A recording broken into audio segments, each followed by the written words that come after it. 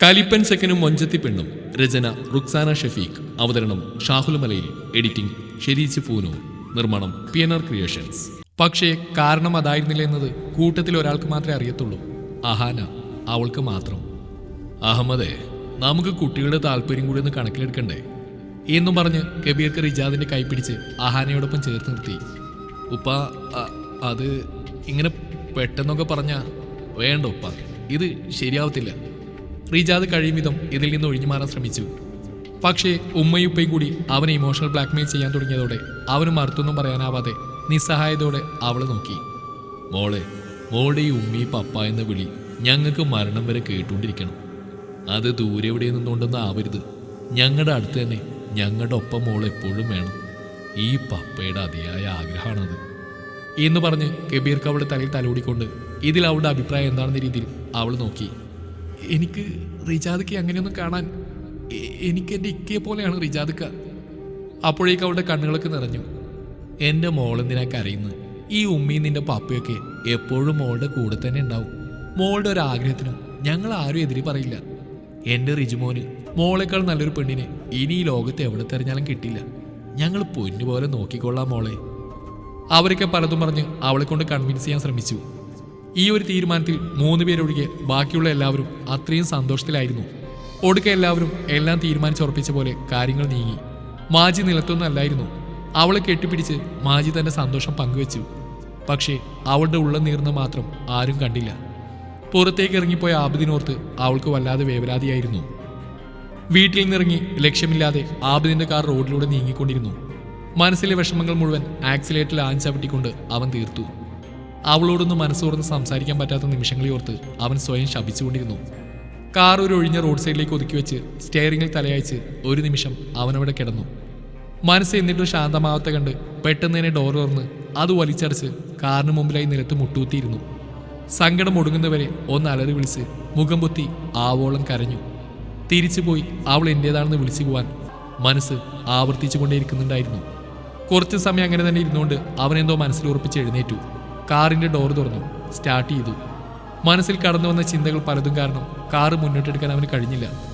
ആ ഡ്രൈവിംഗ് സീറ്റിൽ ഇരുന്നുകൊണ്ട് വീണ്ടും എന്തൊക്കെയോ ചിന്തിച്ചു കൂട്ടാൻ തുടങ്ങി. എൻ്റെ കല്യാണം ഉപ്പയുടെയും ഉമ്മയുടെയും ഏറ്റവും വലിയൊരു ആഗ്രഹമായിരുന്നു. പക്ഷേ അപ്പോഴൊന്നും എനിക്കതിന് സമ്മതം മൂളാൻ സാധിച്ചിട്ടില്ല. അതിൻ്റെ പേരിൽ അവർ ഒരുപാട് കണ്ണുനീർ വാർത്തിയതാണ്. ഇനി അവരുടെ ഈ ഒരു ആഗ്രഹത്തിന് കൂടി ഞാൻ തടസ്സമിട്ടാൽ വേണ്ട. ഉപ്പാക്കും ഉമ്മാക്കും സന്തോഷം ഇതാണെങ്കിൽ ഈ എൻ്റെ ഇഷ്ടം ഞാൻ മനസ്സിൽ തന്നെ മണ്ണിട്ട് മൂടിക്കൊള്ളാം. നിങ്ങളുടെ സന്തോഷമാണ് എനിക്ക് ഏറ്റവും വലുത്. ഒരുപക്ഷെ എന്നേക്കാൾ നന്നായി റിജു അവളെ പൊന്നുപോലെ നോക്കും. അവനും അവളെ ഇഷ്ടമായിരുന്നല്ലോ. ഇനി മുതൽ അവളുടെ മുന്നിൽ ഒരു നിഴലായി പോലും ഞാൻ ഉണ്ടാവാൻ പാടില്ല. എന്നാൽ കഴിയും വിധം അവളിൽ നിന്നൊരകലം പാലിക്കണം. ഈ ആബിദിൻ്റെ ജീവിതത്തിലേക്ക് ഇനിയൊരു പെണ്ണില്ല. ഉള്ളുനൊന്നാണേലും മനസ്സിൽ ഉറപ്പിച്ചുകൊണ്ട് അവൻ കാറെടുത്തു. വിദൂരത്ത് കണ്ണുനട്ട് ലോണിൽ ഇരിക്കുകയാണ് ഹാന. ഇപ്പോൾ എടുത്ത ഈ തീരുമാനത്തിന് പോരാഞ്ഞ് ആബിദ് വീട്ടിൽ നിന്ന് ഇറങ്ങിപ്പോയതൊക്കെ ഓർത്ത് അവളുടെ മനസ്സ് നേറിക്കൊണ്ടിരുന്നു. പെട്ടെന്നാണ് പുറകിൽ നിന്നൊരു കാൽപ്പെരുമാറ്റം കേട്ടത്. റിജാദക്ക. അഹാന, എനിക്കൊന്നും അറിയില്ലായിരുന്നു. എല്ലാവരുടെയും മുമ്പിൽ വെച്ച് ഉപ്പ ഓരോന്ന് പറഞ്ഞപ്പോൾ പിന്നെ എതിരൊന്നും പറയാൻ തോന്നിയില്ല. എനിക്കറിയാം തനിക്കൊരു തരത്തിലും എന്നെ ആക്സെപ്റ്റ് ചെയ്യാൻ പറ്റില്ലെന്ന്. താൻ പേടിക്കണ്ട, ഇത് വാക്കാലം ഉറപ്പിച്ചെന്നല്ലേ ഉള്ളൂ. നമുക്ക് മുന്നിൽ ഇനിയും സമയമുണ്ട്. ഇതിനിടയിലൊക്കെ ക്ലിയർ ചെയ്യാം. റിജാദിന്റെ ആശ്വാസവാക്കുകൾ അവളിൽ ഇത്തിരിയെങ്കിലും പ്രതീക്ഷ നൽകി. പക്ഷേ മറുപുറം ആബിദിന്റെ കാര്യത്തിൽ ഒരു തീരുമാനമാവാത്തത് അവളിലെ പ്രതീക്ഷയെല്ലാം അണച്ചു. എങ്കിലും അവന് മുന്നിൽ ഒരു പുഞ്ചിരി തൂവിക്കൊണ്ട് അവൾ ആ ലോണിൽ നിന്നും പോയി. അകത്തേക്ക് കയറുമ്പോഴാണ് കൊടുങ്കാറ്റിന്റെ വേഗതയിൽ ആബിദിന്റെ കാർ അകത്തേക്ക് പാഞ്ഞു വന്നത്. അത് കണ്ടതും അവളിലുണ്ടായ സന്തോഷം ഇത്തിരിയൊന്നുമല്ലായിരുന്നു. എങ്ങനെ പ്രതികരിക്കുമെന്നോർത്ത് അതേസമയം ഭയവും ഉടലെടുത്തു. ഇനിയെങ്കിലും അവൻ തന്നോട് തുറന്നു പറയുന്ന പ്രതീക്ഷിച്ച് അവിടെ തന്നെ നിന്ന് അവളുടെ എല്ലാ പ്രതീക്ഷകളെയും കാറ്റിൽ പറത്തിക്കൊണ്ട് ഇങ്ങനെ ഒരാൾ മുന്നിൽ നിൽപ്പുണ്ടെന്ന് പോലും ശ്രദ്ധിക്കാതെ അവളുടെ മുഖത്തടിച്ച പോലെ അവനുള്ളിലേക്ക് കയറിപ്പോയി. അത് കണ്ടതും മനസ്സിലാരോ ഭാരിച്ച കല്ലെടുത്തു വെച്ച പോലെ അവൾക്ക് തോന്നി. ആബിദ് പോയ വഴി നിശ്ചലയായി അവിടെ തന്നെ നിന്നു. പിന്നീട് അങ്ങോട്ടുള്ള ദിവസങ്ങളിലൊക്കെ ആബിദ് അവളെ മാക്സിമം അവോയ്ഡ് ചെയ്തു. അവൻ്റെ ഈ മാറ്റത്തിൽ ഉരുകിത്തീർന്ന് അഹാനയായിരുന്നു. പക്ഷേ പലപ്പോഴായി അവളോട് ഇങ്ങനെയൊക്കെ ചെയ്യേണ്ടി വരുന്നോർത്ത് രാത്രി മുഴുവൻ അവൻ കണ്ണീർ വാർക്കാറുണ്ട്. ഒടുവിൽ അവളുടെ സങ്കടങ്ങൾ മുഴുവൻ അവനോടുള്ള ദേഷ്യമായി ഉടലെടുത്തു. അന്നൊരു ദിവസം മാജി ബാത്റൂമിൽ നിന്ന് സ്ലിപ്പായി വീണ് കാലിന് ചെറിയ പരിക്ക് പറ്റിയിരുന്നു. സോ അന്ന് അവൾ കോളേജിൽ പോയില്ല. എന്നും ആബിദിന്റെ ഡ്രൈവറാണ് അവരെ കോളേജിൽ ഡ്രോപ്പ് ചെയ്യാറ്. മാജില്ലാത്ത കാരണം അഹാന ഒറ്റക്കായിരുന്നു അന്ന് കോളേജിൽ പോകാൻ ഇറങ്ങിയത്. കാറിന് മുന്നിലേക്ക് നടന്നു വന്ന് ബാക്ക് സീറ്റിലെ ഡോർ തുറന്നപ്പോഴാണ് അതിലെ ഡ്രൈവിംഗ് സീറ്റിൽ എന്നും വരുന്ന ആളല്ല മറിച്ച് ആബിദാണെന്ന് അവൾക്ക് മനസ്സിലായത്. കാറിൽ കയറാനായി അവളുടെ കാലുകൾ പതിയെ പിന്നോട്ട് വലിച്ചു. പുറത്തു നിന്നുകൊണ്ട് ഡോറടച്ച് ആബിദിനെ നോക്കി അവൾ ബസ് സ്റ്റോപ്പ് ലക്ഷ്യമാക്കി പോയി. അത്രയ്ക്ക് ദേഷ്യമുണ്ടായിരുന്നു അവൾക്ക് അവനോട്. തൻ്റെ കാറിൽ കയറാതെ ബസ് സ്റ്റോപ്പ് ലക്ഷ്യമാക്കി പോകുന്ന അവളെ കണ്ടതും ആദ്യം ദേഷ്യം തോന്നിയെങ്കിലും പിന്നീട് അവനവളെ മൈൻഡ് ചെയ്യാതെ അവൻ്റെ ലക്ഷ്യത്തിലേക്ക് കാറെടുത്തു. ബസ് സ്റ്റോപ്പ് ക്രോസ് ചെയ്യുമ്പോൾ അവനവളെ ഒന്ന് നോക്കിയെങ്കിലും അവളുടെ ഒരു നോട്ടം പോലും അവൻ്റെ മേൽ പതിച്ചില്ല. അവൾ തന്നെ മനഃപൂർവ്വം അവോയ്ഡ് ചെയ്യുവാണെന്ന് ആബിദിന് മനസ്സിലായി. കോളേജിൽ ലഞ്ച് ടൈമിലായിരുന്നു ഫാസി മാജിയുടെ ഫോണിലേക്ക് വിളിച്ചത്. ഡാ, നിനക്ക് എന്തു പറ്റി?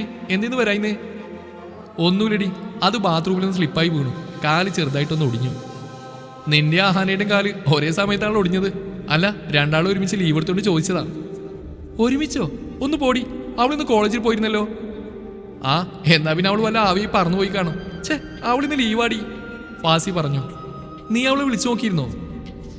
ആ, വിളിച്ചു, പക്ഷെ കോള് കണക്റ്റ് ആവുന്നില്ല. അത് കേട്ടതും മാജി പെട്ടെന്ന് തന്നെ ഫാസിയുടെ കോള് കട്ട് ചെയ്ത് അഹാനയെ വിളിച്ചു. ഇല്ല, കോള് കണക്റ്റ് ആവുന്നില്ല. അവളെന്നാ വീട്ടിലുണ്ടാവുന്ന കരുതി അവളുടെ ഉമ്മയെ വിളിച്ചു നോക്കിയപ്പോൾ അവൾ അവിടെയില്ല, രാവിലെ കോളേജിൽ പോയതാണല്ലോ എന്നാണ് പറഞ്ഞത്. അത് കേട്ടതും മാജിക്ക് ആകെ ഒരു സ്പെല്ലിംഗ് മിസ്റ്റേക്ക് തോന്നി. വീണ്ടും വീണ്ടും അവളുടെ ഫോണിലേക്ക് ഡയൽ ചെയ്തപ്പോഴും കോള് കണക്റ്റ് ആയില്ല. കമ്പനിയിൽ നിന്ന് ഇറങ്ങാൻ നേരമാണ് സെമീറിന്റെ കോള് വന്നത്. ദാ, ആ ഫൈസൽ നാട്ടിലേക്ക് വന്നിട്ടുണ്ട്, നീ ഇച്ചിരി സൂക്ഷിക്കണം കേട്ടോ. അവൻ എന്ത് ചെയ്യാനാണ് സെമീർ, നീ ടെൻഷൻ ആവണ്ട, ഐ വിൽ മാനേജ് എന്ന് പറഞ്ഞ് ആബിദ് വീട്ടിലേക്ക് തിരിച്ചു. കാറ് പാർക്ക് ചെയ്ത് ഉള്ളിലേക്ക് കയറിയപ്പോൾ ആകെ ടെൻഷനായി. അഹാനയുടെ ഉപ്പയും അവൻ്റെ ഉപ്പയും റിജാദൊക്കെ ആരൊക്കെ വിളിക്കുന്നത് കണ്ട് കാര്യം തിരക്കിയപ്പോഴാണ് അഹാന മിസ്സിംഗ് ആണ്. രാവിലെ കോളേജിലേക്ക് ഇറങ്ങിയിട്ട് അവൾ ഇനിയും കോളേജിലേക്ക് എത്തില്ലെന്ന കാര്യം അപ്പോഴാണ് അവൻ അറിയുന്നത്. അത് കേട്ടതും ആബിദിന്റെ നെഞ്ചിലൊരു തീക്കാളലുണ്ടായി. ഒരു നിമിഷം സെമീർ വിളിച്ചു പറഞ്ഞ് അവൻ്റെ ഓർമ്മയിൽ വന്നുപോയി. പക്ഷെ ഫൈസൽ, അവനെങ്ങനെ അവളെ? അവളുടെ കാര്യം എനിക്കും സെമീറിനല്ലാതെ മറ്റാർക്കും അറിയില്ല. പിന്നെ അവനെങ്ങനെ അവളെ? നെഞ്ചിടിപ്പ് കൂടി വന്നുകൊണ്ടിരിക്കുമ്പോഴാണ് ആബിദിന്റെ ഫോൺ റിങ് ചെയ്തത്. ഹലോ, എന്താ താൻ എന്നെ മറന്നുപോയോ? അങ്ങനെയൊന്നും തന്നെ കൊണ്ട് എന്നെ മറക്കാൻ ഞാൻ അനുവദിക്കില്ലെന്ന് നിനക്കറിയാലോ. നിനക്കുള്ള പണി ഈ ഫൈസൽ തുടങ്ങി കഴിഞ്ഞു. അതിന്റെ പരിണിത ഫലമാ ഇപ്പൊ നിന്റെ വീട്ടിൽ നടന്നുകൊണ്ടിരിക്കുന്നത്. ഫൈസലായിരുന്നത് അവന്റെ ആ സംസാരത്തിലൂടെ പറഞ്ഞതിന്റെ പൊരുൾ ആബിദിന് മനസ്സിലായിരുന്നു. അവളെ അവൻ ആ പന്ന പുല്ലേ, നിനക്ക് ഈ ആബിദാരാണെന്ന് അറിയില്ല. അവൾക്ക് എന്തെങ്കിലും സംഭവിച്ചാ പിന്നെ ഒരു തരി മണ്ണിടാൻ പോലും നിന്റെ ശരീരം ഞാൻ ബാക്കി വെക്കില്ല, ചുട്ടരിക്കും ഞാൻ. നിന്നെ ചെലക്കാതെടാ മോനെ. ഇപ്പൊ നീ കരുതുന്നുണ്ടാവും നീ മനസ്സിൽ ഒളിപ്പിച്ച് നടന്ന ഈ പെണ്ണിനെ ഞാനെങ്ങനെ കണ്ടെത്തിയെന്ന്. ഇതിപ്പോ എന്തുമാത്രം ആവശ്യമില്ല. ഞാൻ പറയുന്ന സ്ഥലത്തേക്ക് നീ വാ, അപ്പൊ നിനക്ക് മനസ്സിലാവും എന്നും പറഞ്ഞ് ഫൈസൽ കോള് കട്ട് ചെയ്തു. ഫൈസൽ എന്നാൽ അറിവിളിച്ചുകൊണ്ട് ആബിദ് ഹാളിലുണ്ടായിരുന്ന ടീപ്പോയി എടുത്ത് എറിഞ്ഞുടച്ചു.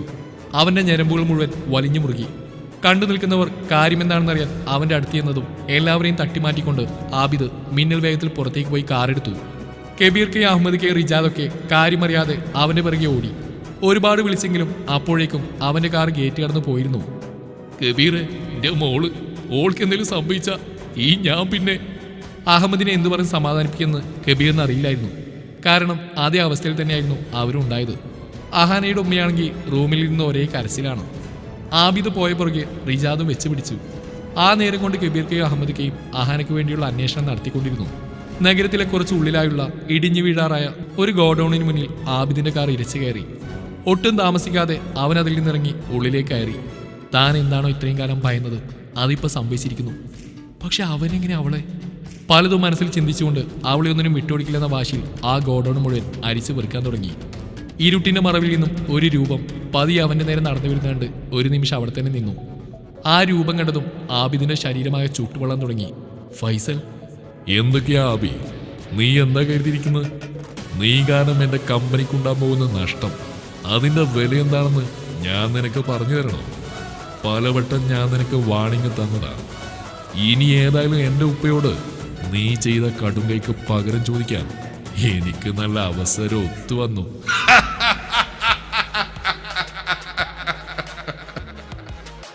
അതും പറഞ്ഞ് അവൻ അട്ടഹസിക്കാൻ തുടങ്ങി. പക്ഷേ ആബിദിനൊന്നും ചെവികൊണ്ടില്ല. അവന്റെ കണ്ണുകൾ അക്ഷമയായി അവളെ തേടിക്കൊണ്ടേയിരുന്നു. ഡാ, എവിടെയാടാ അവള്? മുഷ്ടി ചുരുട്ടിക്കൊണ്ട് ആബിദ് ചോദിച്ചു. അതിന് മറുപടി എന്നോണം ഫൈസൽ ഒന്ന് ചിരിച്ചു. ആ, നീ തിരക്ക് കൂട്ടാതെ, അവൾ ഇവിടെ തന്നെയുണ്ട്. എന്റെ കയ്യിൽ നിന്നൊന്ന് കിട്ടിയപ്പോ ബോധം പോയി. നീ പേടിക്കണ്ട, കുറച്ചു സമയം കാത്തു നിന്നാൽ തനിയെ ബോധം വരും എന്നവൻ പറഞ്ഞു തീർക്കലും ഒരലർച്ചയോടെ ആബിദിന്റെ കാല അവന്റെ നെഞ്ചിൽ പതിച്ച് ഒരുമിച്ചായിരുന്നു. നിലത്ത് വീണ് കിടന്ന ഫൈസൽ വീണ്ടും എഴുന്നേറ്റ് പൊടി തട്ടി ആബിദിന് നേരെ വന്നെങ്കിലും ആബിദിന്റെ കരങ്ങൾ അവന്റെ മുഖത്തേക്ക് ആഞ്ഞു പതിച്ചു. അവനിൽ കത്തിയുയർന്ന ദേഷ്യം മുഴുവൻ ഫൈസലിന്റെ ദേഹത്തേക്ക് അവൻ തീർത്തു. ഒടുക്കാവശനായി നിലത്ത് വീണ് കിടക്കുന്ന അവന്റെ നെഞ്ചിലേക്ക് ആബിദ് ആഞ്ഞു ചവിട്ടാൻ നിന്നതും ഒരു ശബ്ദം കേട്ട് വെച്ചകാൽ പുറകോട്ട് വലിച്ച് ആബിദ് തിരിഞ്ഞു നോക്കി. ചെയറിൽ കെട്ടിയിട്ട് ബോധമറ്റി കിടക്കുന്ന തന്റെ പ്രാണൻ എന്നലറി വിളിച്ചുകൊണ്ട് ആബിദ് അവളുടെ നേരെ ഓടിച്ചെന്നെങ്കിലും അവൾക്കരികിലായി അവളുടെ തലയ്ക്ക് നേരെ പിസ്റ്റൾ നീട്ടിക്കൊണ്ടു നിൽക്കുന്ന ഒരു രൂപം അവൻ ശ്രദ്ധിച്ചു. അത് കണ്ടതും അവന്റെ കാലുകൾ അവിടെ നിശ്ചലമായി നിന്നു. പിസ്റ്റൾ നീട്ടി നിൽക്കുന്ന ആളെ കണ്ടതും ഒരു നിമിഷം ആബിദ് ഞെട്ടിത്തരിച്ചു പോയി. റഫ? മറ്റാരുമല്ല, റഫയായിരുന്നത്. ഒരു ഞെട്ടിലൂടെ ആബിദ് റഫയെ നോക്കി. അവൾ അവന് നേരെ ഒരു ലോഡ് പുച്ഛമെതിരിക്കൊണ്ട് പറഞ്ഞു, ആബി, നീ എന്താ കരുതിയത്? ഈ റഫ വെറുതെ ഇരിക്കുന്നു? ഇല്ല മോനെ, നിനക്ക് തെറ്റി. ഫൈസൽ അവൻ എൻ്റെ സീനിയർ ആയിരുന്നു. നിന്നെ ഇവളെ ഒരുമിപ്പിക്കാതിരിക്കാൻ ഒരു വഴി ഓർത്ത് നടക്കുമ്പോഴാണ് ഞാൻ ഫൈസലുമായി കണക്റ്റ് ആവുന്നത്. എൻ്റെ ലക്ഷ്യത്തിലെത്താൻ ഫൈസൽ എങ്കിൽ ഫൈസൽ. റഫ അവനെ നോക്കി നല്ലപോലെ ചിരിച്ചു. റഫ പ്ലീസ്, നിനക്ക് എന്നെയല്ലേ വേണ്ടത്? ഇവളൊന്നും ചെയ്യരുത്. റഫ, നീ ആ പിസ്റ്റൾ താഴെ വെക്ക്.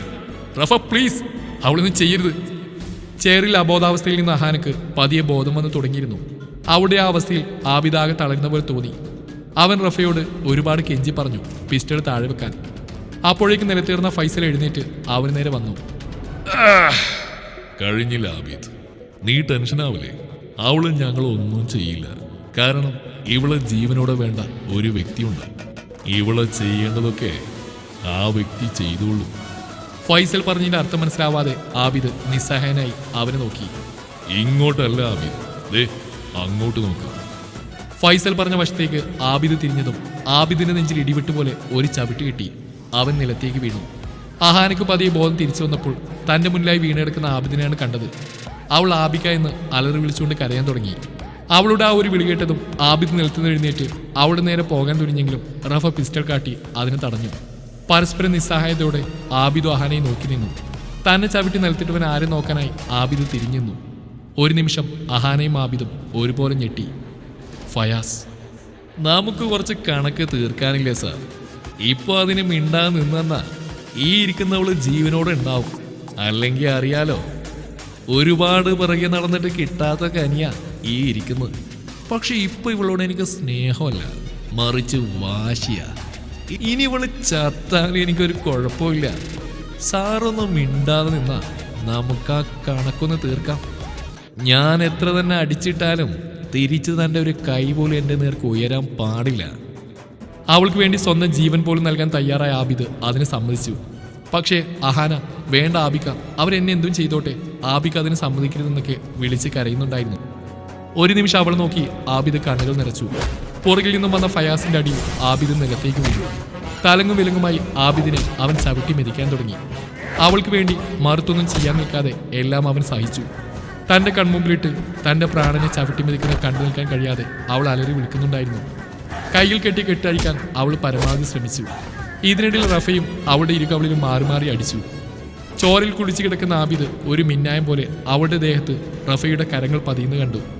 അവശനിലയിൽ കിടന്ന ആബിദ് ഫയാസിന്റെ അടുത്തടി തടഞ്ഞു. അവനെ കാലിൽ പിടിച്ച് തൂക്കിയെറിഞ്ഞു. മിന്നൽ വേഗത്തിലായിരുന്നു അവൻ റഫയുടെ അടുത്ത് പാഞ്ഞെത്തിയത്. ഒരു നിമിഷം ആബിദ് അങ്ങനെ വന്നു നിന്നപ്പോൾ റഫ ആകെ ഭയന്ന് വിറച്ച് കയ്യിലെ പിസ്റ്റൾ അവൾക്ക് നേരെ നീട്ടാനാഞ്ഞതും ആബിദ് അവളുടെ കൈ പിടിച്ച് തിരിച്ച് കഴുത്തിന് കുത്തിപ്പിടിച്ചു. പിസ്റ്റൾ അവന്റെ കയ്യിലായപ്പോൾ അവൻ അവളുടെ കവിളിൽ ബലമായി അടിച്ചുകൊണ്ട് തള്ളി താഴെയിട്ടു. ഒരു പെണ്ണാണെന്ന പരിഗണന കൊണ്ട് മാത്രം അവളെ ചവിട്ടാനാഞ്ഞ ആബിദിന്റെ കാലുകൾ അവൻ പിൻവലിച്ചു.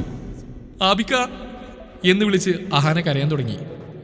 ആബിദ് ഒന്നും നോക്കാതെ അവളെ കെട്ടിപ്പിടിച്ച് അവളുടെ മുഖം മുഴുവൻ ചുംബനം കൊണ്ട് പൊതിഞ്ഞു. എന്ത് ചെയ്യണമെന്നറിയാത്തൊരവസ്ഥയിലായിരുന്നു ആബിദ്. പെട്ടെന്ന് തന്നെ അവളെ കെട്ടിയിരിക്കുന്ന കയറൊക്കെ അവൻ അഴിച്ചു മാറ്റി. പക്ഷേ പുറകിൽ നിന്നും ഫയാസും ഫൈസലും അവനെ അവിടെ അടുത്ത് പിടിച്ചു മാറ്റി. മോനെ ആബി, ഈ ഇരിക്കുന്നത് ഇവന്റെ പെണ്ണാണ്. ഇവൻ ആരാണെന്നറിയോ? എന്റെ ഉപ്പയുടെ അനുജൻ ഷഹീറിന്റെ മകൻ ഫയാസ്. അന്ന് നീ ഇവനെ കൈകാര്യം ചെയ്തത് മുതൽ എനിക്ക് കാര്യങ്ങളൊക്കെ പിടികിട്ടിയിരുന്നു. ഒരവസരത്തിനായി ഞാൻ കാത്തു നിൽക്കുകയായിരുന്നു. ഇവനൊരു വാശി. നിന്റെ മുമ്പിൽ വെച്ച് തന്നെ ഇവന്റെ പെണ്ണിനെ സ്വന്തമാക്കണമെന്ന്. അതിനുകൂടിയാ ഈ കിഡ്നാപ്പിംഗ് ഞങ്ങൾ പ്ലാൻ ചെയ്തത്. ഫൈസൽ ആബിദിനോട് അതും പറഞ്ഞ് ഫയാസിനോട് അവിടെ അടുത്തേക്ക് പോയിക്കൊള്ളാൻ കണ്ണുകൊണ്ട് കാണിച്ചു. അതിന് തടയിൽ നിന്ന് ആബിദിനെ ഫൈസൽ ബലമായി പിടിച്ചു വെച്ചു. ഫയാസ് തന്റെ അടുത്തേക്ക് വരുന്ന കണ്ട് അഹാന ആകെ ഭയന്നു. തുടരും ഈ കഥയുടെ ബാക്കി ഭാഗം നാളെ ഇതേ സമയം.